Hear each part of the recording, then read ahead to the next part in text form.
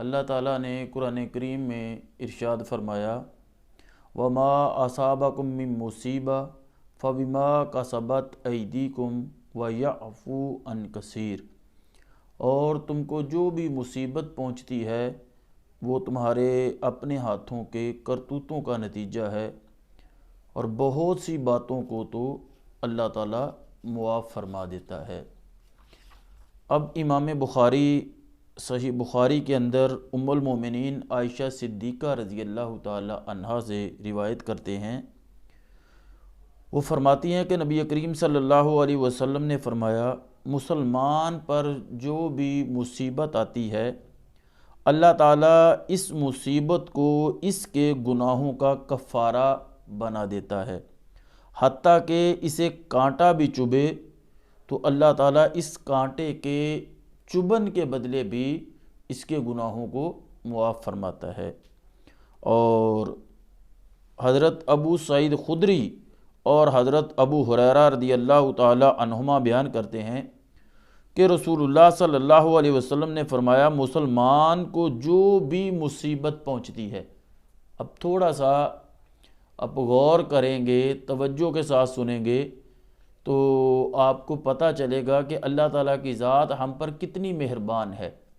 نبی کریم صلی اللہ علیہ وآلہ وسلم کے فرمانے علی شان کے مطابق کہ کتنی مصیبت، خواہ تمہیں وہ تھکاوٹ ہو یا مرض ہو، کوئی فکر یا غم ہو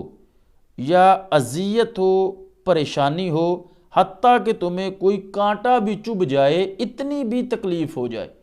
کہ تمہیں تھکاوٹ آ گئی، کوئی مرض آ گیا، کوئی غم آ گئی، کوئی پریشانی آ گئی، تو فرمایا اللہ تعالیٰ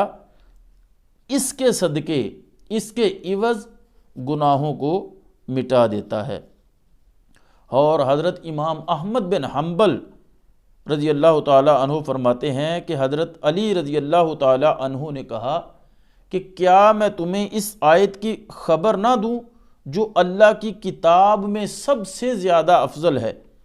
ہمیں رسول اللہ صلی اللہ علیہ وسلم نے فرمایا ما اصابکم من مصیبہ فبما کسبت ایدیکم، اس کی تفسیر میں سورہ شورى کی یہ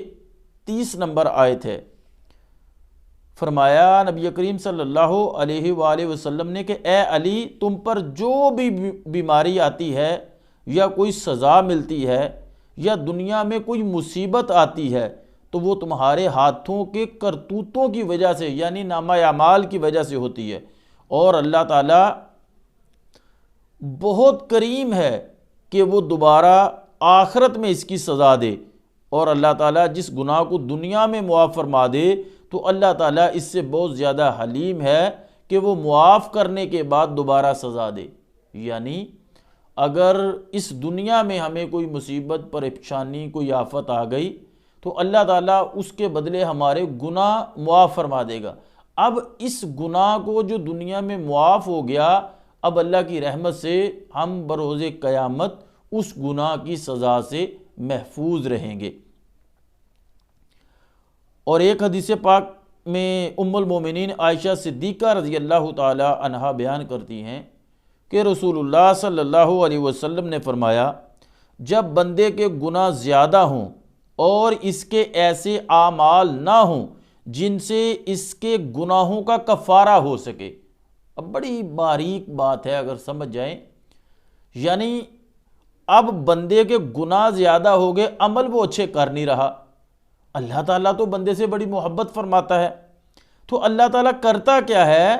وہ ذات جل جلالہ اس کو غم میں مبتلا کر دیتی ہے تاکہ وہ غم اس کے گناہوں کا کفارہ ہو جائے۔ اور حضرت حسن بصری بیان کرتے ہیں کہ حضرت عمران رضی اللہ تعالی عنہ کسی جسمانی بیماری میں مبتلا ہو گئے تو انہوں نے کہا میرا یہی گمان ہے کہ میرے کسی گناہ کے سبب سے یہ بیماری ہے، اور جن گناہوں کو اللہ تعالیٰ معاف کر دیتا ہے وہ تو بہت زیادہ ہیں۔ اور پھر یہی آیت جو ہے وہ تلاوت کی، اور حضرت قتادہ رضی اللہ تعالی عنہ اس آیت کی تفسیر میں عرض گزار ہیں کہ ہمیں یہ بتلایا گیا نبی کریم صلی اللہ علیہ وسلم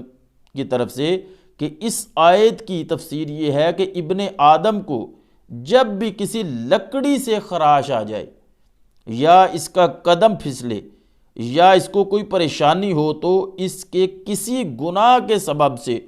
یہ معاملہ ہوتا ہے، اور جن گناہوں کو اللہ تعالیٰ ویسے ہی معاف فرما دیتا ہے ان کی تعداد تو بڑی زیادہ ہے۔ یعنی اس میں دو چیزیں نئی اضافے کے ساتھ آ گئیں، نمبر ایک کہ قدم پھسلے یا کسی لکڑی سے خراش آ جائے۔ اللہ تعالیٰ کتنا بندوں پر مہربان ہے۔ اور حضرت عبداللہ بن مغفل رضی اللہ تعالیٰ عنہ بیان کرتے ہیں کہ زمانہ جاہلیت میں ایک فاحشہ عورت تھی، اس کے پاس سے ایک مرد گزرا اور اس مرد نے اس عورت کو دیکھ کر بدکاری کی نیت سے اس کی طرف ہاتھ بڑھایا۔ اب عورت نے آگے سے کہا کہ مجھے چھوڑ دو، بے شک اللہ تعالیٰ شرک کو لے گیا ہے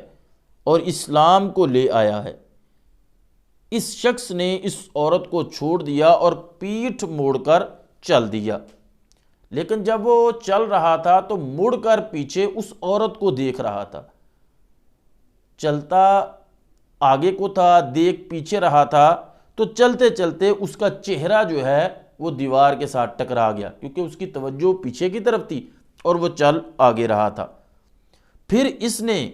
نبی کریم صلی اللہ علیہ وسلم کے پاس جا کر اس واقعہ کا ذکر کیا، یعنی یہ سارا معاملہ کہ میں نے عورت کو اس طرح چھوہا اور عورت نے آگے سے یہ جواب دیا، پھر میں آ رہا تھا تو منہ میرا آگے کی طرف تھا، چل میں آگے کی طرف رہا تھا تو منہ میرا پیچھے تھا، تو میں ایسے دیوار کے ساتھ ٹکرا گیا۔ اب یہ واقعہ جب بیان کیا تو نبی کریم صلی اللہ علیہ وسلم نے فرمایا، تم وہ بندے ہو جس کے ساتھ اللہ نے خیر کا ارادہ کیا ہے، اور بے شک اللہ تبارک و تعالی جب کسی بندے سے خیر کا ارادہ کرتا ہے تو اس کے گناہوں کی سزا جلدی دیتا ہے، اور جب وہ کسی بندے کے ساتھ شر کا ارادہ کرتا ہے تو اس کے گناہ کو قائم رکھتا ہے، حتیٰ کہ قیامت کے دن اس کو اس کی پوری سزا دی جائے۔ اب ان تمام احادیث مبارکہ کا خلاصہ یہ ہوا کہ جو بندہ مومن ہے اس کو کسی قسم کی تکلیف پریشانی آ جائے تو یہ اس کے گناہوں کی وجہ سے ہوتی ہے، اور اللہ تعالیٰ کی منشا اور رضا یہ ہے کہ اللہ تعالیٰ اس کے گناہوں کو معاف فرما دے۔ تو ہمیں صوفیہ نے ایک طریقہ یہ بھی بتایا کہ ہر وقت استغفار کرتے رہا کرو، اللہ تعالیٰ سے معافی طلب کرتے رہا کرو، تو پریشانیوں سے نجات کا حل ہمیں صوفیہ بتاتے ہیں وہ یہ ہے کہ آپ استغفار کرو۔ جب بندہ استغفار کرتا ہے، اللہ سے معافی طلب کرتا ہے، وہ ذات کریم ہے، اسے حیا آتی ہے کہ میں اپنے بندے کو خالی لوٹاؤں، تو کیا ہوتا ہے کہ اللہ تعالیٰ اس کے گناہوں کو معاف فرماتا ہے۔ جب گناہ ہی معاف ہو گئے